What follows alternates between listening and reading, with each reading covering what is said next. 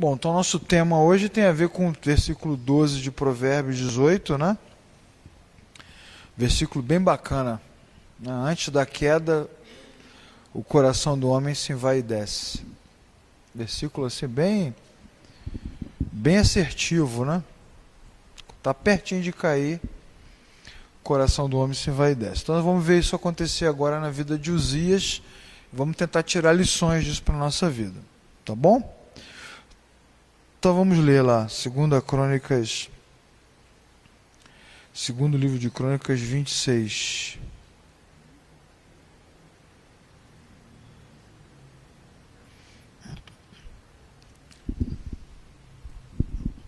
O povo de Judá tomou a Uzias, que tinha 16 anos, e o constituiu rei em lugar de Amazias, seu pai.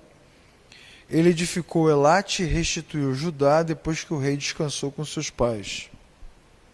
Uzias tinha 16 anos quando começou a reinar, e 52 anos reinou em Jerusalém. Era o nome de sua mãe, Jecolias, de Jerusalém. Fez o que era reto perante o Senhor, segundo tudo o que fizera Amazias, seu pai.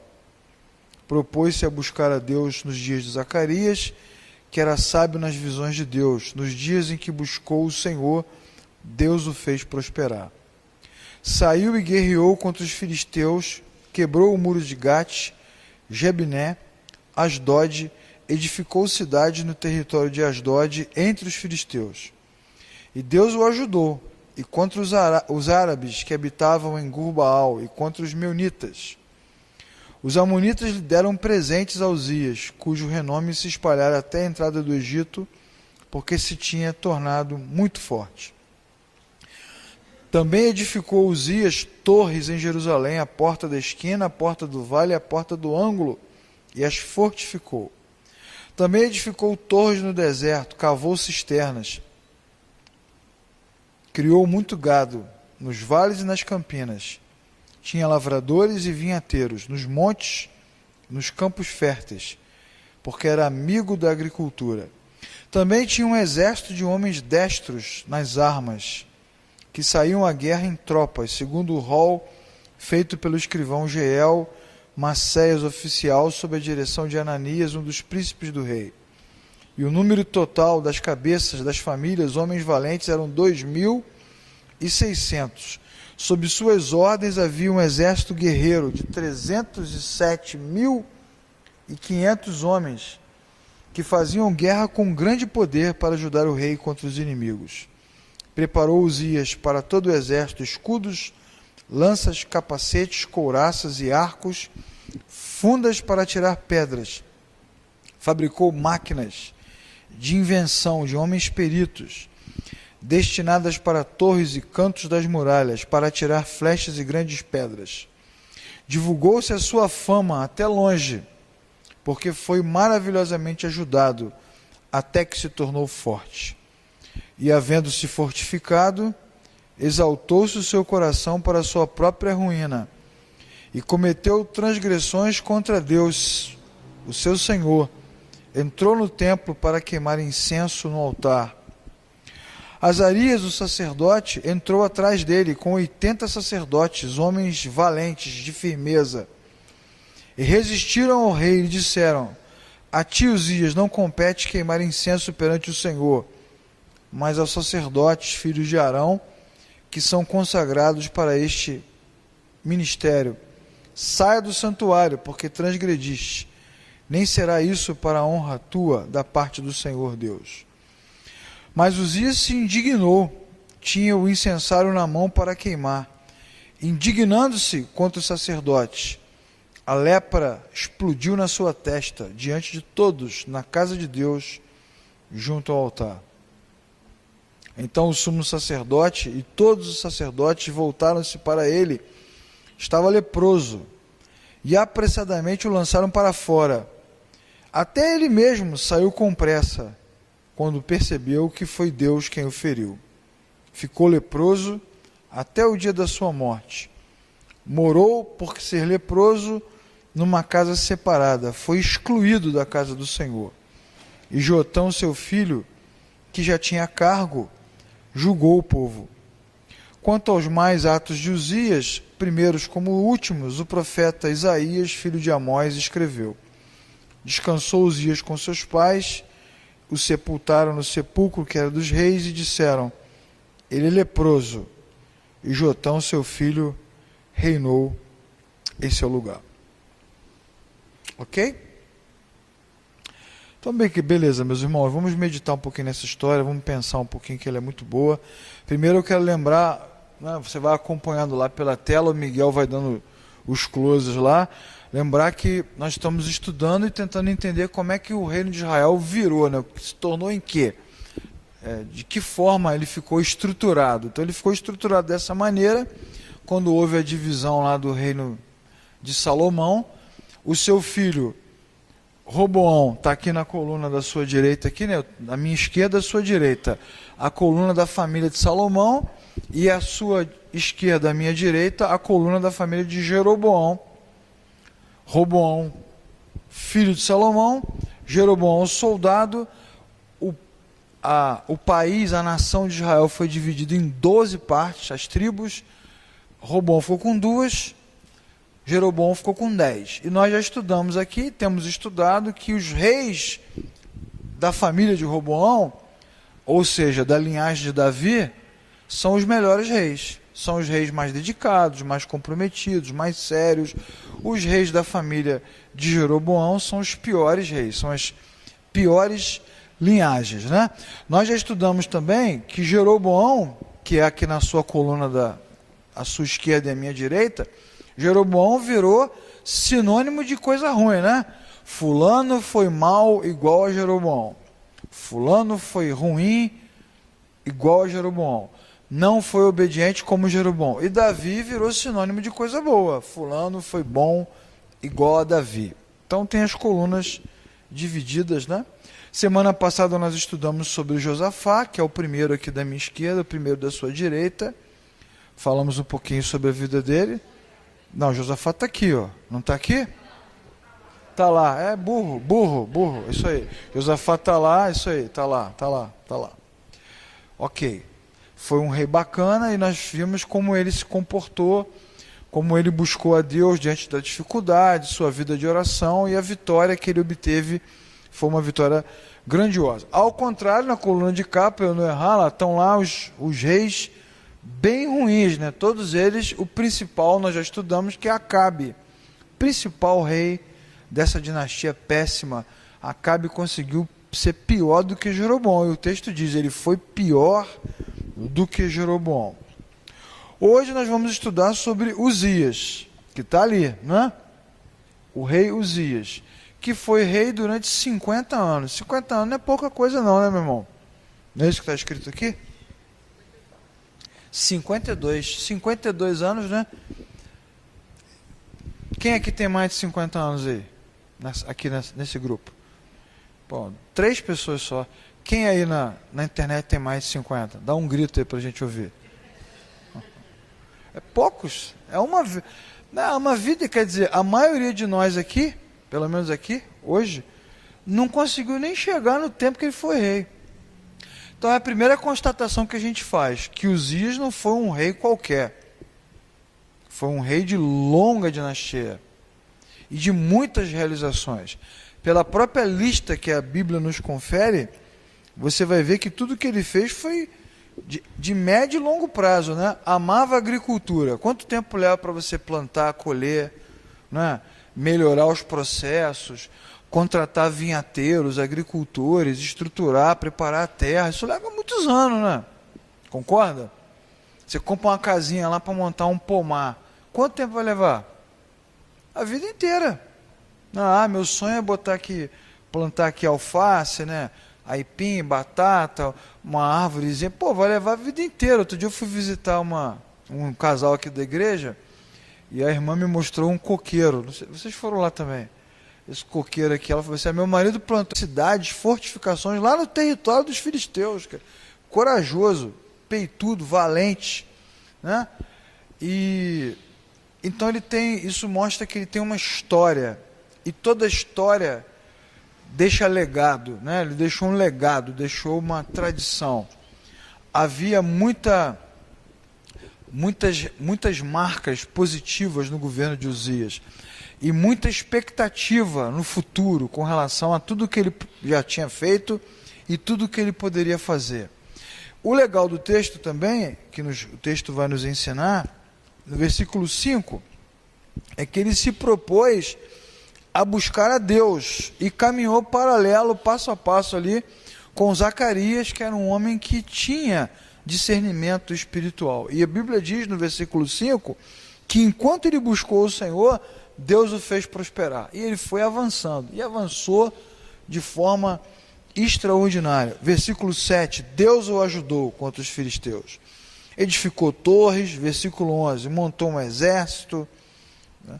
Debaixo das suas ordens tinha um exército enorme, fez armas de todo tipo, fabricou máquinas que atiravam pedras e flechas, e se tornou muito forte, como diz o versículo 15, respeitado, honrado, não é? Muito assim, admirado, havia uma admiração muito grande com relação aos Uzias. Aí eu pergunto aos irmãos, né, qual é o limite do homem, né? O que mais ele poderia querer? Não é verdade? Quando eu vejo essas notícias sobre corrupção, todas essas notícias que a gente tem visto nesses anos todos, você não vê o cara sendo pego por causa de R$1.000, né? Pegaram ele por causa de 1.000, não é? E não pegaram ele porque começou ontem. Ele está há anos nesse negócio. Pegaram porque ele comprou uma ilha, comprou um planeta, devolveu 200 milhões, que tem uma conta de bilhões. Parece que tem alguma coisa que coça no coração do homem, então ele não tem limite. Porque a maioria desses homens envolvidos com corrupção, quase para não dizer todos, mas muitos deles, talvez nunca fossem pegos se tivessem parado num determinado ponto. Não, tá bom, eu já tenho dinheiro suficiente, já peguei bastante, vou dar um tempo, vou tirar umas férias, vou plantar uma alface, né? Vou criar umas galinhas e vou curtir o dinheiro. Talvez, há uma possibilidade muito grande que muitos deles talvez nunca fossem pegos, né? Aí eu pergunto aos irmãos, depois de 50 anos de trabalho, 50 anos lá, né, edificando um reino bacana, um país, deixando uma marca, o que ele queria mais? Né? Estátuas, quadros, bandeiras, livros, músicas sendo compostas em homenagem aos Uzias, o que ele queria mais? Bom, aí o texto vai nos dizer, versículo 16, que havendo-se fortificado, exaltou-se o seu coração e cometeu transgressões contra o Senhor, porque entrou no templo do Senhor. Bom, ele queria algo que ele não tinha ainda.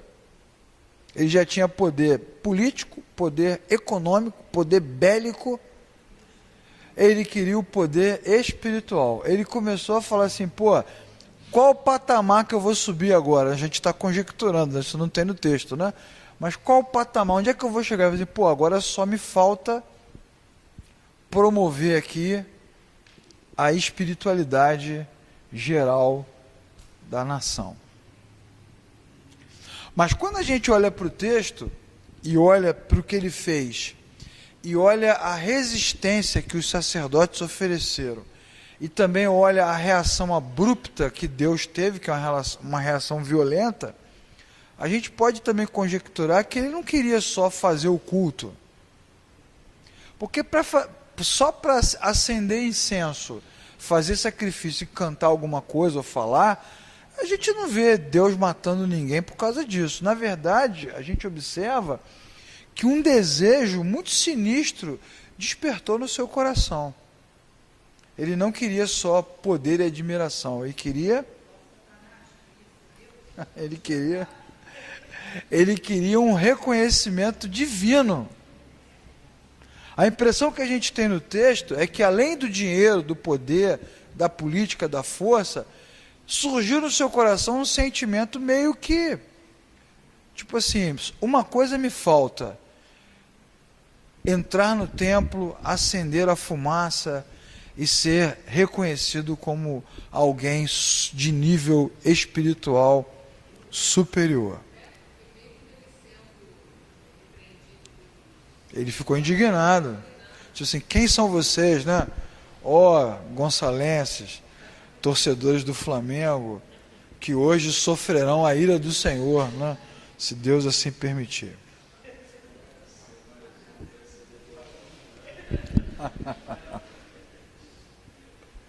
Então vamos pensar com calma nesse assunto, que isso é um assunto interessante, né? Assunto interessante. O cara já tinha tudo, né? Ele já tinha tudo, cara. O que ele queria mais? Bom, primeira coisa, vamos ler o texto aí, Provérbios 8:13. Vamos devagarzinho, devagar com andor, como semana de Aparecida, né? Devagar com andor, que o santo é de barro, né? Como diz aquele versículo. Provérbios 8:13. O que diz aí?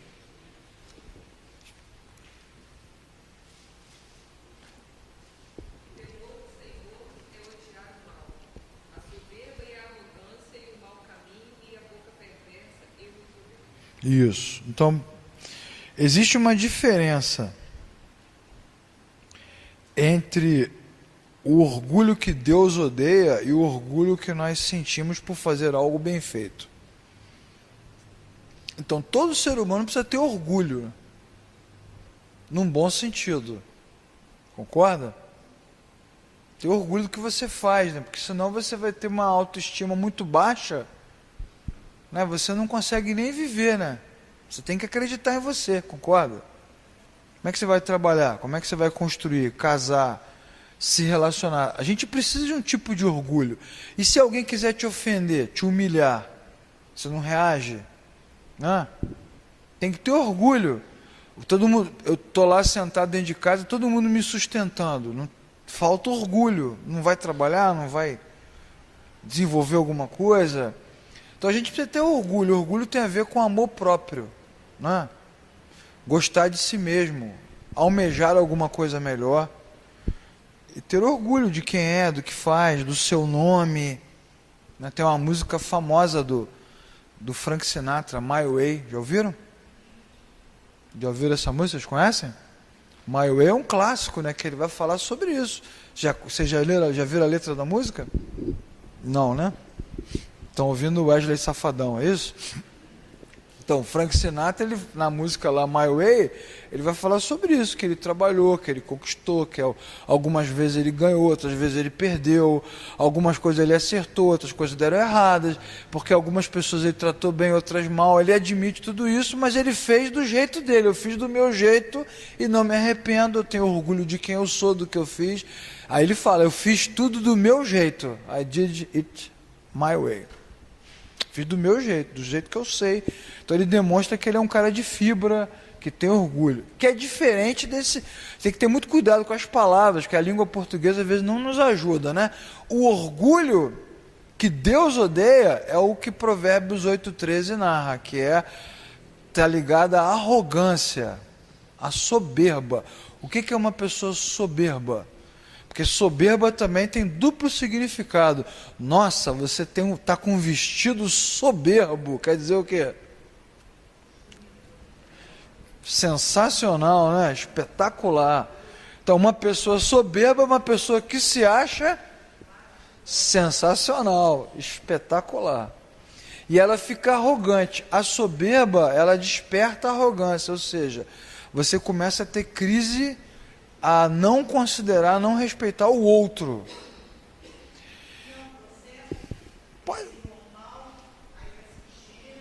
Então, pode ser um processo, pode ser uma realidade já intrínseca da pessoa, pode ser convivência, pode ser uma picada lá da mosca azul, verde, ou da mosca rubro-negra, né? Sabe-se lá qual a mosca que pica o cara. Mas a gente tem que deixar isso muito claro, né? Deixa de ser orgulhoso, fulano. Bom, depende. Depende do que a gente está chamando, cara, né? Pô, quero te ajudar e você não quer ajuda. Às vezes é bom ser orgulhoso. Ter honra, ter amor próprio. O que a Bíblia está dizendo que é ruim é o orgulho que vira arrogância. Ou seja, é o orgulho que despreza o outro. E por consequência, às vezes despreza até Deus mesmo. despreza o que está em redor, né? O que está ao redor. Deus odeia esse orgulho, esse tipo de orgulho que não tem a ver com autoestima, mas tem a ver com soberba, ok? São dois orgulhos diferentes, né? O orgulho que tem a ver com autoestima é bom. Deus falando com Gideão, cara, você é bacana, levanta aí, vamos lá, você consegue, eu vou te ajudar. É autoestima, né? Acredita em você, acredita no teu taco, você vai conseguir, porque eu vou te apoiar. Esse orgulho é bom. O orgulho relacionado à soberba é orgulho ruim, porque despreza os demais. E esse orgulho Deus odeia. Vamos abrir os textos, cada um abre um, por favor. Vocês lembram desse menino aí, desse rapaz? É o Uzias, é o rei Uzias, ele? Esse é o médico. É o médico, é. É o médico que esculachou o paciente. Vocês não viram essa notícia, não? Essa notícia explodiu, deve ter uns 2 meses, mais ou menos, na internet, ou 3 meses. Passou na televisão, todos os canais. Esse rapaz atendeu uma pessoa humilde, que falou as coisas errado, falava errado, né, não sabia. Ele até escreve aqui nessa foto aqui, ó. Não dá para ver aqui. Peleumonia, acho. O cara, ao invés de falar pneumonia, falou peleumonia, acho que é isso. Não dá para ver direito na foto aqui. E aí, depois que ele atendeu o camarada, ele foi para a internet com a foto, por isso que tem a foto, para zoar o paciente lá. Ah, rapaz, como diz a minha filha, deu uma treta gigante, porque aí saiu em tudo quanto é lugar, né? Ele perdeu, acho que ele perdeu até o emprego, se eu não me engano. Humilhou o cara lá. Então, depois ele pediu desculpa, né? Vamos falar também que a gente também aqui não vai ficar. Ele foi lá, publicou, pediu perdão, reconheceu o erro dele, mas assim, aí os outros médicos que deram entrevista, já vamos dar um crédito, né? Que ele é muito novo. É isso mesmo, né? A juventude tem dessas coisas. Mas o que a situação mostrou? Que ele, diante do outro, né? Do alto da sua glória profissional, diante da fragilidade da outra pessoa, em vez dele ajudar o camarada, ele resolveu esculhambar o cara. Ele começou a esculachar o cara lá na mídia social. Pô, mídia social é assassinato, né, cara? Pô, bomba, multiplica rapidamente. E aí esse tipo de coisa está relacionado à soberba, né? Aí, depois que ele fez isso, e ele publicou lá, ali do lado, você vai ver que tem um monte de pessoas que fizeram comentários parecidos. Aí começou a chover denúncia. Muitas denúncias de pacientes que são humilhados pelos médicos, em vários lugares. Mas nós sabemos aqui, né, meus irmãos, que não é só na medicina, né? É em todo lugar, né? Em todas as áreas você tem gente soberba, gente arrogante, que humilha as outras pessoas sem necessidade. Vamos ler os textos? Provérbios 21, 24.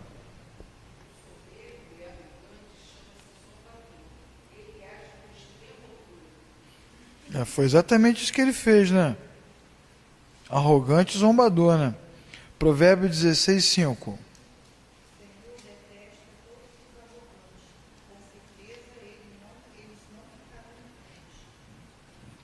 Esse versículo é assustador, né? O Senhor detesta o arrogante, eles não ficarão impunes. E Salmo 10, versículo 4. Quem achou pode ler.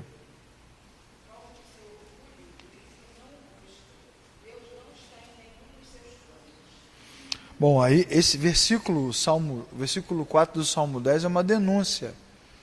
Ele vai dizer o seguinte, que o orgulho leva o homem para longe de Deus. A consequência final da arrogância é empurrar o cara para longe, né?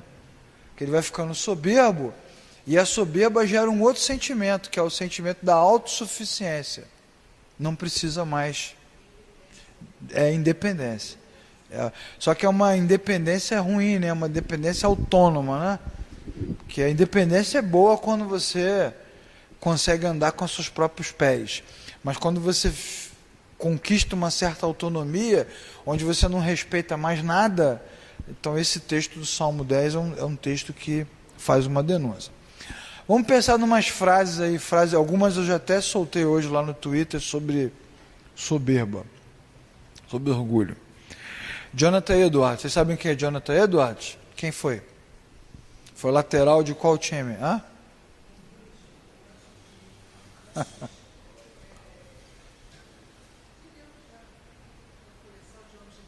Coleção de Homens de Deus, não sei nem o que é isso, coleção de Homens de Deus.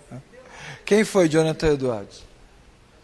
Ele foi um pastor, né, puritano nos Estados Unidos, século XVIII, na Nova New England. Foi um dos avivalistas lá do século XVIII e XIX, os primeiros avivalistas. Ele vai dizer o seguinte, que o orgulho é a principal via de entrada de fumaça venenosa que vem do abismo para escurecer a mente e desviar o juízo, meio que Satanás usa para obstruir a obra de Deus. Ele bate com vontade, né?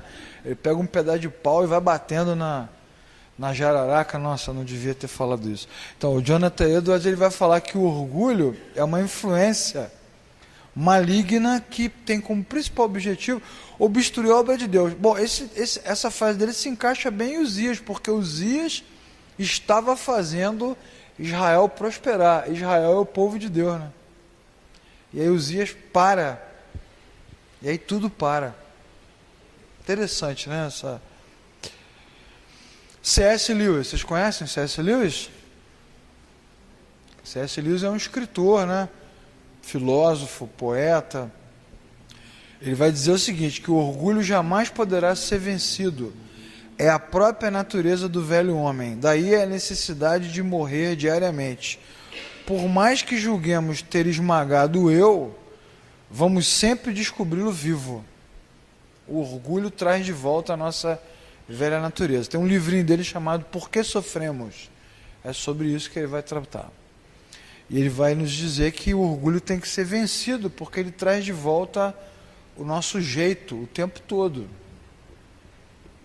Voltaire, vocês conhecem Voltaire? Voltaire foi um filósofo iluminista. Ele vai dizer o seguinte, que o orgulho dos pequenos consiste em falar sempre de si próprio, e o dos grandes em nunca falar de si. Você entende a diferença? Se a pessoa ela é pequena, né? Ela só fala de si. É orgulho ruim. Quando a pessoa é grande, é um gigante, um cara bacana, ele nunca fala de si. Aí é um orgulho bom. Tá vendo? Fontenelle, que também é um filósofo, escritor, dramaturgo. O orgulho é o complemento da ignorância. O cara se supera na ignorância. Perde a razão, né? Perde a razão. Shakespeare vocês conhecem, né? Escritor inglês. Quem é orgulhoso a si próprio devora. O cara vai se... Foi o que aconteceu com Uzias, né? Destruiu-se a si mesmo, devorou-se, engoliu-se, né? Barete, que é um outro dramaturgo. O orgulho é filho da ignorância. Tanto ele como o outro que nós já vimos vão dizer a mesma coisa, que o orgulho é a perda da razão, tá vendo? O ignorante é o cara que não tem razão, né? Não entende o que faz. E Agostinho, que é um dos principais teólogos do cristianismo, né? O orgulho é a fonte de todas as fraquezas, porque é a fonte de todos os vícios. Gera fraqueza porque você fica meio que envaidecido com você mesmo. Fica envaidecido com você mesmo aí. Ok? O orgulho leva uma pessoa a ter um conceito alto demais de si própria. A natureza do orgulho é criar autoconfiança e expulsar qualquer suspeita de mal em relação a si próprio. Por isso que a pessoa que é orgulhosa não percebe que é orgulhosa. Porque ela não consegue mais identificar. Vocês viram o texto? Os sacerdotes disseram assim, Não faça isso. Aí o que diz o texto? Que ele ficou indignado. Assim, quem são vocês? Quem são vocês para falar assim comigo? Pô, eu sou o rei. Ele não consegue perceber, não consegue, nem suspeita que está desse jeito. A mente fica obscura, ela se apaga, a pessoa perde a razão, perde o rumo. Então é difícil de discernir. Oi? Claro que tem jeito. Tudo na vida não tem jeito, só não tem jeito para a morte. Morreu, já era. Está vivo, tem jeito. A prova, a Beth perguntou aqui, tem jeito para isso? A prova que tem jeito é que nós estamos estudando a Bíblia. A Bíblia está aí para isso mesmo, para dar jeito. Deus nos deixou a sua palavra para ver se a gente toma jeito. Se não tivesse jeito, não tinha nem Bíblia, não precisava, né? Acabava logo tudo. Mas tem jeito por isso, porque você vai lendo, né? Uma hora acende a luz, né? Desperta. Ok? Mas é bom a gente sempre prestar atenção nisso. Assim, a pessoa que está mergulhada no próprio eu, ela não consegue perceber o que está acontecendo. Será que as pessoas contribuíram para Uzias ficar vaidoso? É possível, né? Não é possível? Aplausos, né? Muitos aplausos, muitos assovios, né? Muitas curtidas no Facebook, né? Muitos elogios, de repente aquilo vai contribuindo para o cara. É possível, mas de fato ele não vai percebendo à medida que o seu coração vai se enganando. Como podemos identificar esse orgulho em nós mesmos? Pergunta boa, né?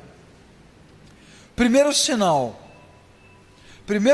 de orgulho, achar que não precisa de instrução.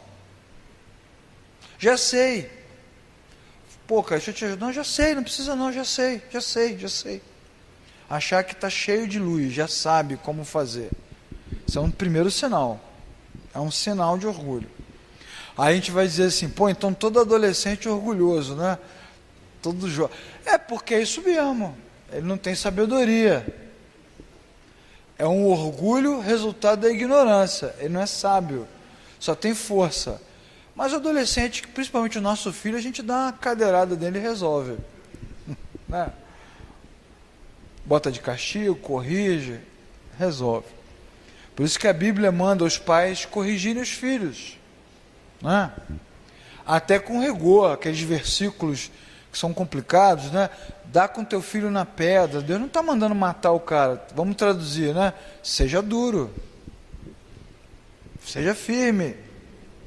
Porque o jovem tem a tendência a ser orgulhoso, porque falta sabedoria. Então, agora, no caso dos mais velhos, já dos adultos, um sinal de que o orgulho está surgindo é isso, é o cara não te ouvir, você quer ensinar, ele fala, não, já sei, estou cansado de saber. Às vezes acontece isso na igreja, você, vou para a escola dominical, você chama o irmão para a escola bíblica. De novo esse assunto? Eu estou cansado de saber, isso é um sinal de orgulho. Aí eu pergunto aos irmãos, em qual domingo, em que dia da nossa vida, em que culto da nossa existência a palavra de Deus foi lida e o Espírito Santo não nos ensinou alguma coisa nova? Quando é que foi que isso aconteceu? Em que momento da nossa caminhada a palavra de Deus nos deixou enfastiado? De novo isso aqui? Nunca isso vai acontecer, porque a palavra do Senhor se renova a cada manhã, traz refrigério. Mas isso é um sinal de soberba. De novo esse assunto, já estudei isso várias vezes, né? Isso é um sinal. Outro sinal de orgulho, falar dos pecados dos outros, também é um sinal de orgulho. As pessoas não querem nada, né? Porque as igrejas estão uma porca, os pastores hoje, cara, falar dos outros, isso é um sinal de orgulho. As pessoas, hoje ninguém mais é santo, não. Ninguém mais é santo, ninguém mais ora. Isso é um sinal de orgulho. Quem foi que disse que ninguém ora? A gente está na casa de todo mundo para ver? Não, porque aqui ninguém está orando. Eu sei, sabe como? Eu sei que ninguém... Nós precisamos... Às vezes você vê uns movimentos coletivos, né? No microfone, Do tipo assim, meus irmãos, nós precisamos nos arrepender, precisamos, o cara está falando dele. Mas joga para a galera, assim, para parecer que está todo mundo, né? Mas é dele que está falando, ele é que precisa. Essa coisa de olhar para o outro é um segundo sinal de orgulho. Terceiro sinal de orgulho é falar dos outros com dureza o tempo todo. Todo mundo safado, todo mundo mentiroso, todo mundo sempre duro, áspero, duro, severo, áspero. Ninguém quer nada, cambada de vagabundo, uma palhaçada. Isso é sinal de orgulho. Ô, minha irmã, Deus te abençoe, Deus te ajude. Por isso que eu postei lá hoje assim, que o Senhor nos ajude. Porque isso é um sinal de orgulho. Por que nós somos tão severos? Deveríamos ser severos com a gente mesmo, né? Mas a gente fica lá dizendo que nas pessoas. Quarto sinal de orgulho: assumir um jeito diferente. Impostar a voz, né? Falar rouco. Ei, pastor. Oi, meu irmão. Tudo bem, amado?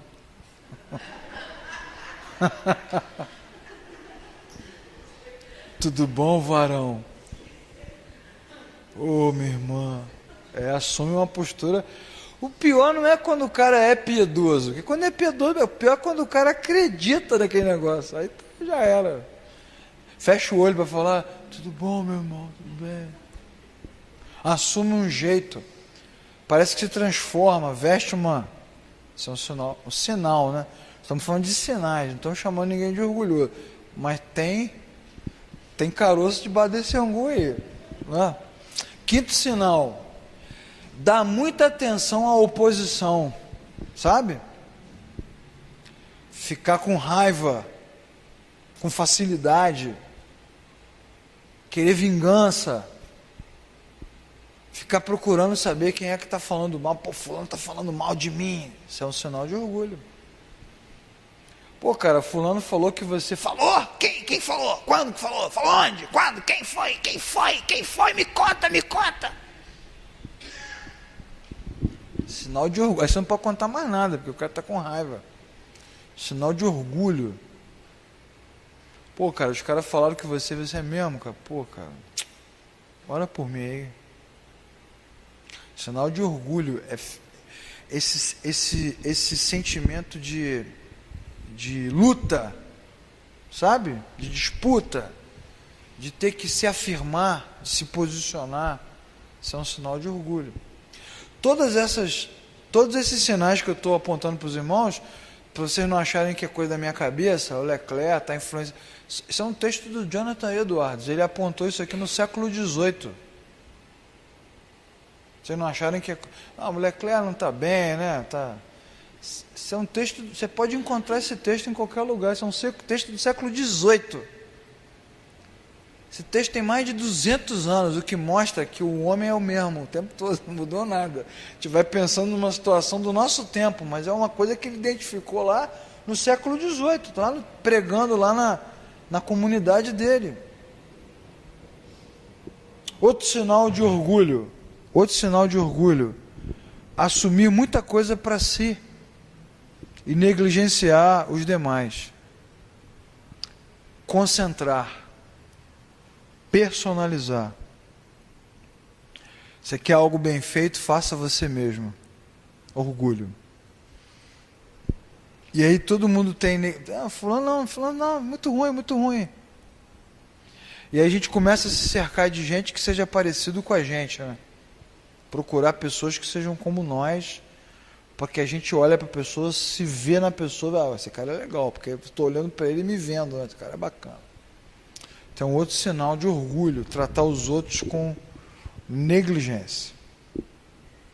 Vamos ler os versículos? Segundo livro de Crônicas 26, versículo 5 e versículo 16.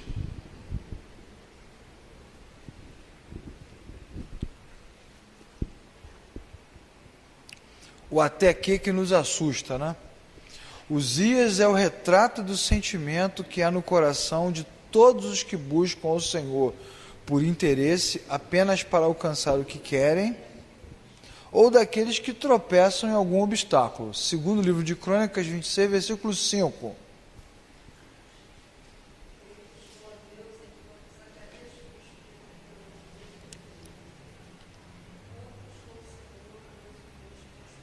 Versículo 16.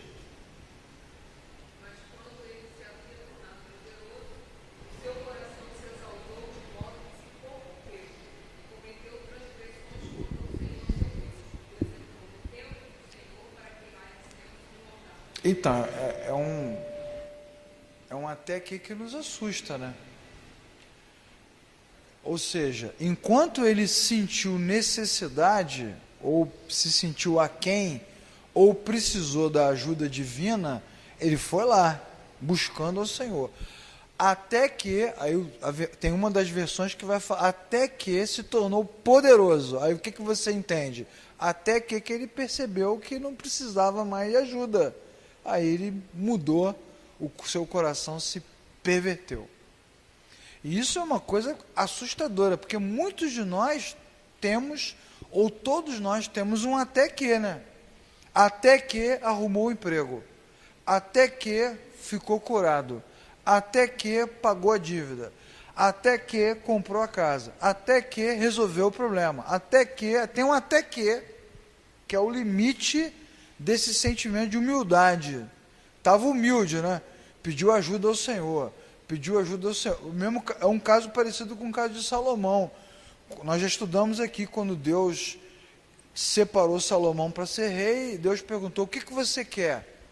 Me peça qualquer coisa que eu vou te dar. E Salomão disse, Senhor, como é que eu vou governar esse povo? Esse povo, eu preciso de sabedoria, me ajuda. Aí Deus falou assim, ótimo, é isso mesmo. E foi dando sabedoria, foi dando sabedoria. Aí o que nós percebemos aqui? Que Salomão começou a comprar pedra demais, ia plantar árvore demais, ia juntar dinheiro demais, e era ouro demais, era prata demais, era mulher demais. Será que não está exagerado, né? Se nós pudéssemos ir lá naquele tempo, né? Nós sentaríamos na mesa com Salomão, isso não acho que é muito não, cara. É muito dinheiro, é muita árvore, é muita mulher, é muito bicho, é muito cavalo, é muito elefante, é muito ouro, é muito. Por quê? Tem um até que ele se envolveu tanto com aquilo, que ele começou a se curvar diante de outros deuses. O cara que teve uma bênção tão sensacional, virou um homem idólatra. Então não é o primeiro caso. E talvez jamais teremos um último caso, né? Então nós precisamos nos perguntar, quando estudamos um texto desse, qual é o nosso até que, né? Qual é o nosso até que? Até que o quê? Qual vai ser o nosso limite que vai nos fazer parar de pedir a ajuda de Deus? Até que a criança ficou boa. Até que o médico te liberou do tratamento. Até que é o quê? Tem um até que aqui, no caso dele foi o poder. Quando o poder dele ficou espetacular, ele falou assim, agora está na hora de eu mesmo receber adoração. É sinistro, né? É assustador, mas Uzias, ele reflete o sentimento que há no coração de todos, né? Quem mais na Bíblia você poderia lembrar agora? Que rolou um até que? Não, Davi não, porque Davi foi tropeçando, levantando e seguindo.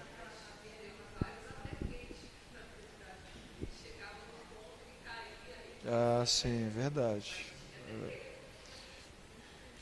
Vamos pensar num exemplo melhor. Vamos pensar no... Elias é um parecido com Davi. Vamos pensar num exemplo que seja parecido com Uzias. Gideão é bem parecido, né? Porque Gideão foi um cara assim, bacana, até que ele resolveu se vestir de sacerdote. Saul também. Quem mais?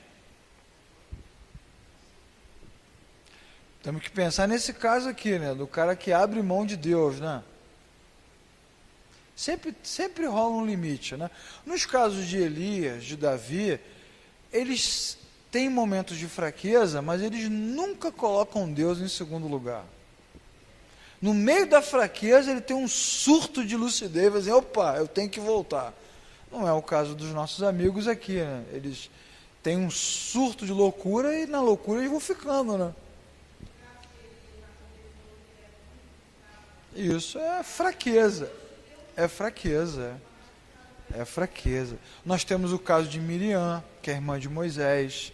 Nós temos o caso de Hofni e Finéias, que eram os filhos de Arão. Nós temos vários casos bíblicos de pessoas que foram bem até um determinado ponto. Naquele ponto ali o cara disse, não, agora eu vou sozinho. Hã? Os filhos de Eli, aqui eu vou sozinho. Aqui eu vou sozinho. E vai. E Deus fica parado, né? É o caso de Uzias. Nós temos que nos perguntar nessa noite, meus irmãos, qual é o nosso limite? O que na nossa vida pode nos dar conforto ou estabilidade a ponto de não precisarmos mais pedir a ajuda de Deus? É isso que nós temos que nos perguntar, né?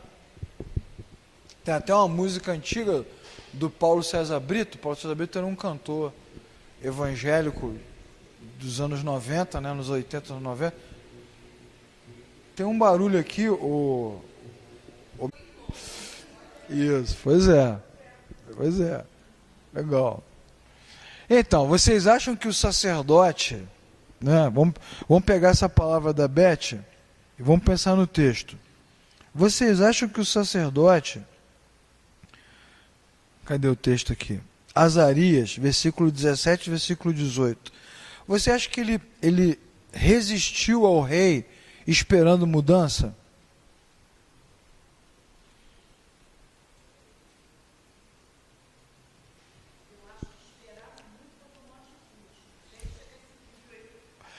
É porque você não espera. Quando você ama muito a pessoa, foi muito bom esse comentário que você fez, a Beth falou, né? Eu acho que eles demoraram muito, deviam ter matado ele antes, né? Mas quando... ou prendido ele numa gaiola lá. Mas assim, quando a gente ama muito uma pessoa, ou quando a gente respeita muito uma pessoa, a gente não acredita que ela vai chegar nesse ponto. A gente sempre espera que na hora H ela vai... Não, o cara vai dar um passo atrás. Aí você aposta todas as suas fichas nisso. Só que aí ele foi além do que... Não, tudo bem, mas é Uzias, né? O que nós falamos no início da aula? 50 anos, cara. É muito... Não, é uma vida inteira, a estrada. Isso, pois é, mas é o rei. Aí os caras... Só que, na verdade, nós vamos ver isso daqui a pouco, o sacerdote, ele se posiciona. Tem uma hora que você tem que se posicionar, você está errado. Nem que seja a última hora, mas é uma hora. É melhor do que hora nenhuma. Então a gente tem que medir qual o nosso papel. Eu acho que dependendo do relacionamento que a gente tem com as pessoas, a gente precisa ajudar o cara, porque o cara não está percebendo mesmo não. Tem que ajudar ele. Falar assim, cara, você não está bem não. Você não está bem. É difícil, né? Muito difícil, né? Não vamos crucificar Uzias, porque podia ser a gente, né? Muita calma nessa hora, podia ser qualquer um de nós. Eu acho que às vezes até a gente está no mesmo caminho mesmo. Por isso que a Bíblia está... Vamos ler o texto, Isaías 6, de 1 a 3. Agora, esse texto tem a ver com isso que a Beth falou. Isaías 6, de 1 a 3. Deixa o Miguel dar lá o close no texto. Vamos ler. Quem achou pode ler. Lê aí, Liette. Achou não, Liette? Quem achou pode ler.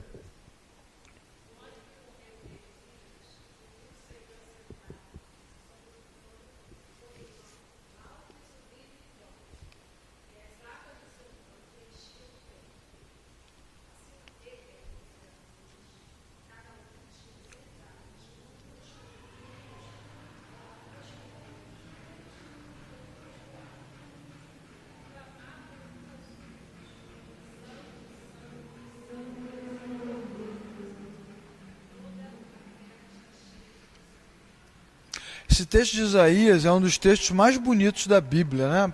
Até porque o livro do profeta Isaías é um livro belíssimo sobre todos os aspectos, né? O dia que nós chegarmos em Isaías, vocês se preparem, se nós chegarmos até lá, nós vamos ficar uns 2 anos só em Isaías. É um livro assim, extraordinário. Esse texto é muito significativo, né? Você viu como é que ele começa? No ano em que morreu o rei Uzias. Bom, Uzias, na nossa história, né? Não ele, porque a gente não conheceu ele, mas no recorte que a gente faz na vida dele, na nossa história aqui, ele representa, nesse momento específico, tudo de ruim que pode acontecer no coração de um homem, né? A arrogância, a soberba, a vaidade. E isso, para a obra de Deus, é um retrocesso. Não foi isso que o Jonathan Edwards falou? Lembram do texto que nós vimos do Jonathan Edwards? Aqui, ó, vamos lá no iniciozinho que vocês vão lembrar. Olha o que ele vai dizer aqui, ó. É um meio que Satanás usa para obstruir a obra de Deus. Em algum momento da caminhada de Uzias, ele foi um rei excelente, mas em algum momento ele ficou doente. Não é verdade? E aí depois que o coração dele adoeceu, e ele começou a se achar mais do que Deus, que é isso que o texto dá a entender, em vez de ser bom, ele se tornou um problema. Porque na obra de Deus, meu irmão, como eu de vez em quando eu falo aqui, os irmãos já me ouviram falar algumas vezes, na obra de Deus, não é isso não. Na obra de Deus, só Deus será glorificado. Entendeu? Enquanto ele estava meio adoecido ali, mas Deus ainda era glorificado, Deus foi dando linha. Chegou uma hora que ficou impossível a convivência. Ou eu ou você, igual o faroeste, né? Essa cidade é pequena demais para nós dois. Então Deus deu uma decisão nele. Então ele teve que morrer.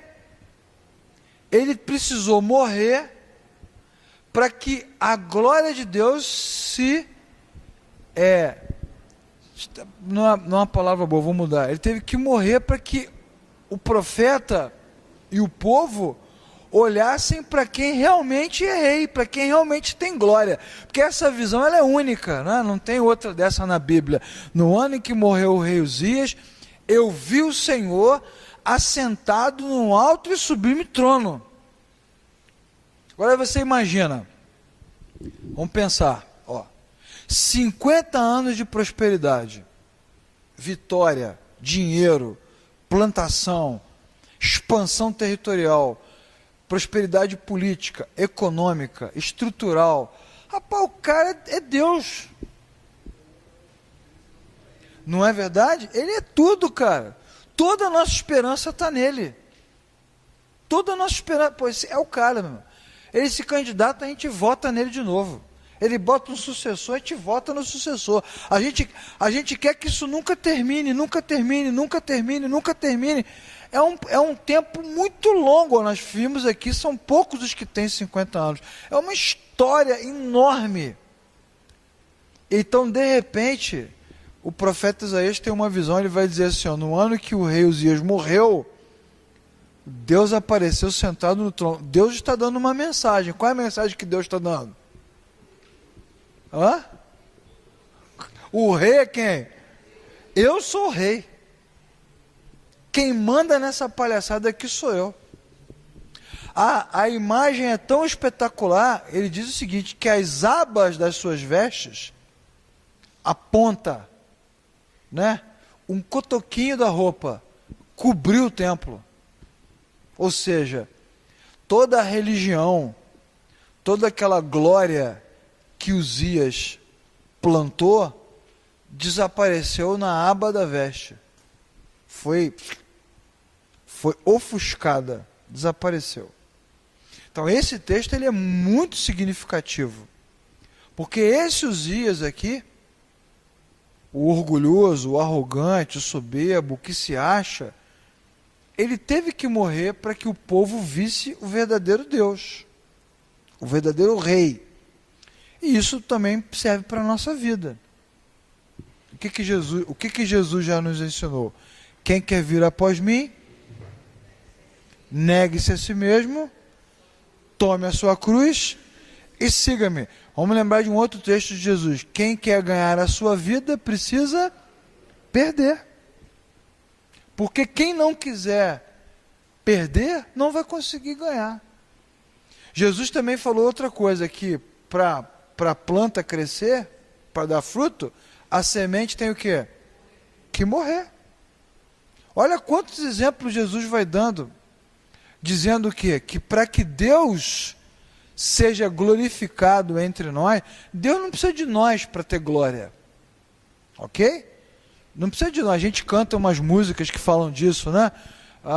Queremos te coroar. É só maneira de dizer, né? Porque Deus não está precisando de coroa. Como os 24 anciãos, queremos te coroar. É só jeito de falar, porque Deus não está precisando de coroa. Deus não precisa do nosso reconhecimento. Jesus te entronizamos, declaramos que é jeito. Isso é só jeito, isso é só poesia, porque Jesus não precisa do nosso voto. Você pode anular o voto todo aí na eleição, pode dar 100% de voto nulo, Jesus vai ganhar. Ele não precisa do nosso, estamos te reconhecendo como rei, né? Ou aquela outra música, né? Te entregamos a coroa. É só um jeito de dizer, uma maneira poética, de que nós realmente queremos ser súditos. Mas Deus não precisa de nós, não precisa do nosso reconhecimento. Então Deus não precisa de glória. Entretanto, para que Ele seja glorificado entre nós, ou seja, para que Ele seja adorado, reverenciado, amado, para que Ele tenha, para que Ele se sinta querido, desejado, respeitado, valorizado, para que Ele se sinta à vontade na nossa casa, na nossa mente, no nosso coração, para que Ele não se sinta oprimido, dividindo espaço com o dinheiro, com o poder, para que Ele se sinta tranquilo entre nós. Uzias vai ter que morrer, cara. O centro, o nosso orgulho, a nossa soberba, a nossa ela vai ter que morrer, porque senão vai ficar difícil, porque ele não vai disputar espaço. É Uzias que vocês querem? Então fica com ele.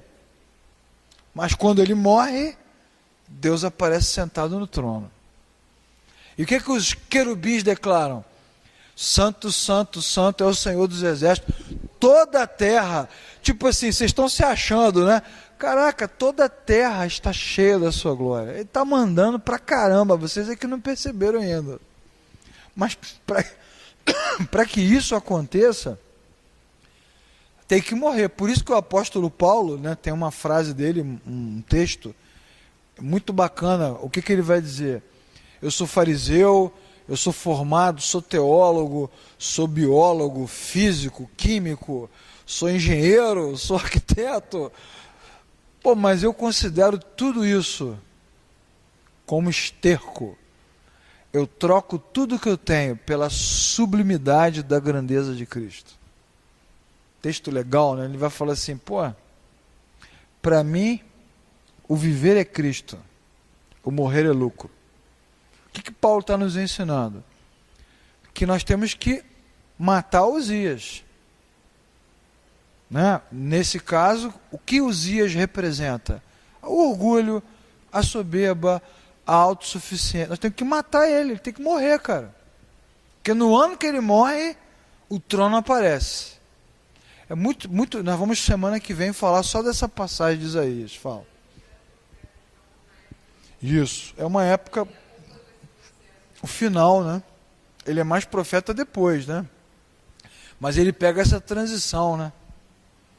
Uma coisa legal, já que a Sheila falou que a Isaías é profeta nesse tempo, eu fico imaginando a quantidade de homens e mulheres que admiravam, né, o rei. E quantas vezes a nossa admiração está em homens, a nossa expectativa, né? O nosso compromisso é com o homem mesmo. Nossa, que pastor, né? Que igreja, que pregação. Esse cara... Meus irmãos, os nossos olhos precisam estar em Deus, em Jesus. Porque é o único trono que vai ficar de pé. Nós podemos até reconhecer o dom do irmão. Cara, que dom que você tem. Glória a Jesus. Isso é uma vigilância que precisa haver no nosso coração. Porque, imagina, vocês sabem, né? Toda vez que um pastor cai, ou um ministério racha, ou uma igreja quebra, ou dá um problema qualquer, muita gente cai junto, não é verdade? Muita gente desanima junto, se entristece junto, retrocede junto. Imagine você na morte de Uzias, quantos guerreiros desanimados, quantos soldados entristecidos, quantos políticos já, pô, acabou, né? Agora acabou tudo, agora é uma esculhambação. Quanta gente chateada com Deus, você entende? Por que fez isso com Uzias? Ele não merecia ficar leproso. Ah, Senhor, isso está errado. A gente coloca às vezes até Deus em xeque.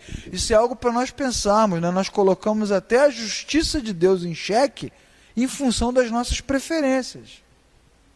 Mas o que o texto vai nos ensinar? Não esqueci de você não, né? O que o texto vai nos ensinar? Só tem lugar para um trono. Só tem lugar para um rei. Então a gente tem que escolher. A frase da noite, né? Ou a gente vai para o túmulo com Uzias, ou a gente vai enterrar Uzias. É a nossa escolha. Ou a gente vai para dentro do túmulo com ele, e ele vai nos puxar lá para dentro, ou nós vamos enterrar ele e servir o único rei que merece ser servido. Fala, Beth.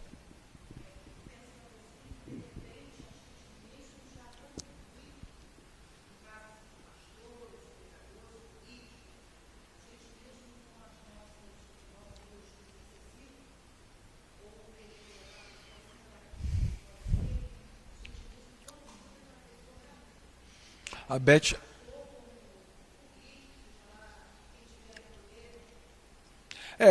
a Beth está falando sobre... Eu fico pensando no quanto... Palavras da Beth, né? Eu fico pensando no quanto nós contribuímos para que as pessoas caiam. Nos elogios, né? Eu não caminho muito nessa direção, não. Eu acho que, assim... Eu acho que a gente precisa ter um filtro. Né? Precisa ter um filtro. Por quê? Porque o elogio é bom. Faz bem. Isso. Não, então, aí vem o filtro. O filtro de Uzias, né? Porque o Deus que cobrou de Uzias, esperava de Uzias o filtro. E o nosso mestre, que não é Uzias, nem é Isaías, o nosso mestre Jesus, nos ensinou. Bom mestre, assim, ó, bom é só Deus. Que era ele mesmo, né? Que era ele mesmo, mas ele como homem, ele faz o quê? Ele nos dá o exemplo. Qual o exemplo? De que só Deus precisa ser glorificado. Então, a gente precisa ter um filtro. Eu acho que a gente erra quando faz isso, mas não é a nossa culpa. É nesse ponto que eu quero chegar. Então, se todo mundo aqui encher a bola da Andréia, nossa, Andréia, você é espetacular, a gente erra. Muito, mas se ela se ensoberbecer, a culpa é dela mesmo, não é nossa não. A nossa culpa é outra. A nossa culpa é outra, não é? Vamos ler o texto, segundo livro de Crônicas 26, 17 e 18. Estamos quase terminando já. Segundo livro de Crônicas 26, 17 e 18. Não. O sacerdote Azarias entrou após ele com 80 sacerdotes, homens de firmeza. Como é que está na sua versão? Corajoso. Ou seja, ele juntou os levitas mais machos que ele tinha. Por quê? Porque Uzias é forte, né? Tá vendo? Então nós temos que entender, meus irmãos. Primeira coisa, vou dar uma palavra pastoral para vocês. Nós temos que deixar de ser romântico, entendeu? A obra de Deus não é romântica, não. A obra de Deus é dureza mesmo. Acabar com esse romantismo, né? A gente tem um atrito na igreja, os irmãos, gente, vamos parar com isso. Vamos nos amar. Tem hora que não tem amor não, meu irmão. Tem hora que é pancada mesmo, como está aqui no texto. Ele foi lá e peitou o cara. Como o Eclesiastes já nos ensina também. há tempo para todas as coisas, tempo de guerra e tempo de paz, tempo de amar e tempo de odiar, tempo de juntar e tempo de espalhar, tempo de coser, tempo de rasgar, tempo de levantar, tempo de derrubar. Então, é muito legal, esses 2 versículos são os meus favoritos nesse texto, porque como nos ensinou aqui o Ricardo Agreste, quando esteve aqui, a obra de Deus é obra para gente corajosa. Ele falou assim, a obra de Deus é para quem tem coragem, porque nessa hora você tem que ter coragem, cara. Tem que ter coragem de enfrentar, seja o que for, seja quem for, em nome da verdade. E não em nome de um romance, que não existe. Ah, Uzias, senta aqui, né?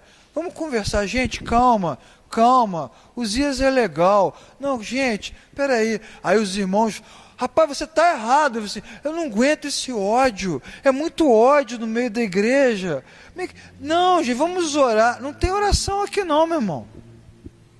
Aqui é a última jogada, 45 do segundo tempo, é o último lance do jogo. Não tem, e aí o que a Bíblia mostra?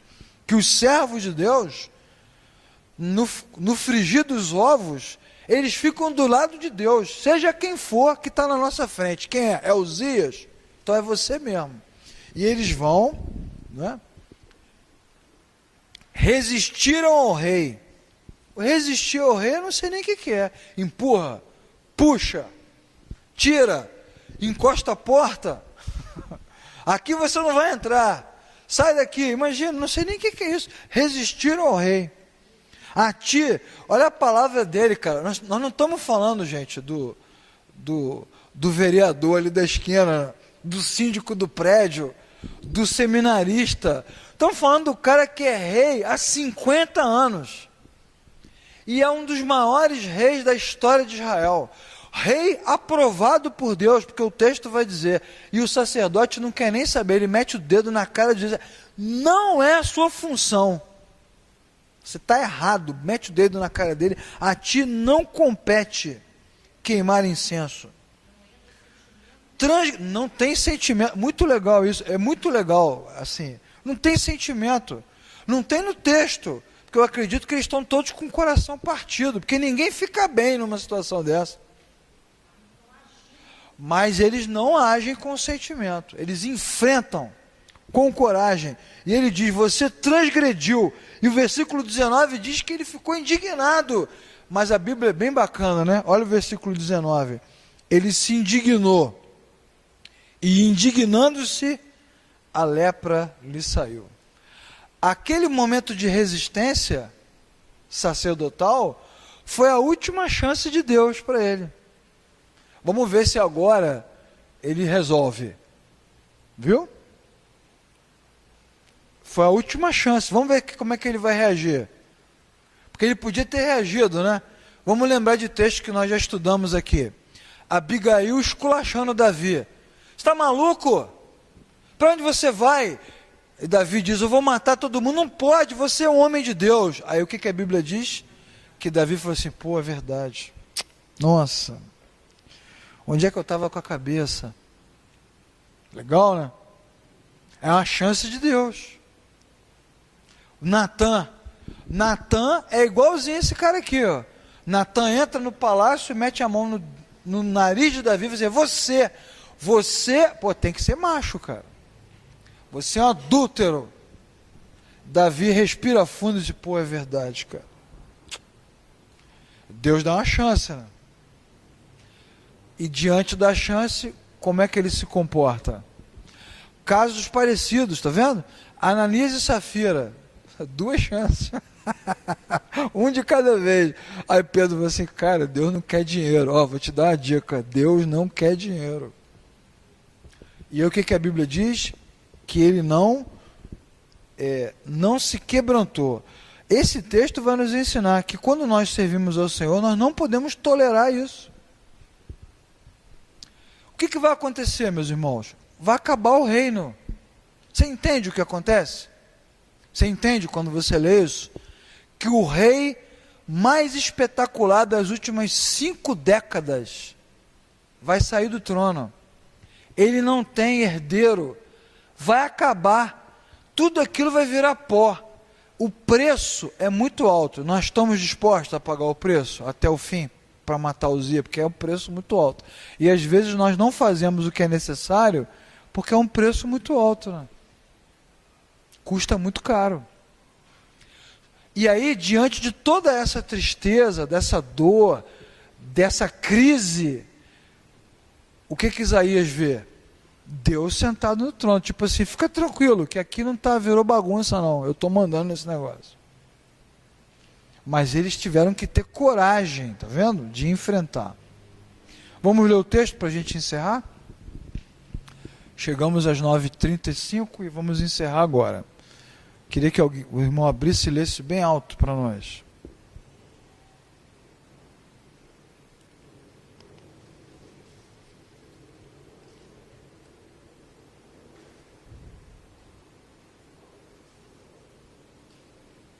O que diz aí?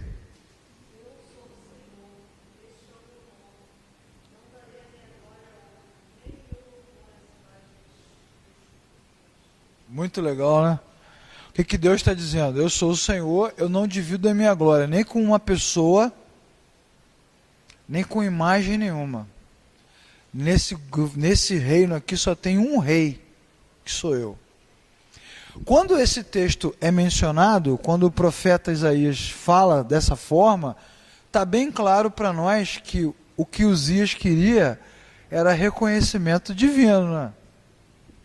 Porque se não fosse isso que ele quisesse, Deus também não tinha nenhuma crise, concorda? A vaidade dele extrapolou. E à medida que a vaidade dele extrapolou, o que Deus faz? Não divido a minha glória com ele. Não divido a minha glória com ninguém. E está resolvido o problema. Beleza? Podemos ir embora com esse barulho, né? Dormir em casa com esse barulho, pensando. Coisas para a gente pensar. Primeiro, só Deus será glorificado. Amém, meus irmãos? Não interessa quem é, se é Uzias, se é Malafaia, se é Billy Graham, se é Jonathan Edwards. Não interessa. Só Deus será glorificado. Pode ter uma infinidade de dons, habilidades. Nós não glorificamos homens, só Deus. Segunda coisa, todos nós somos Uzias, né?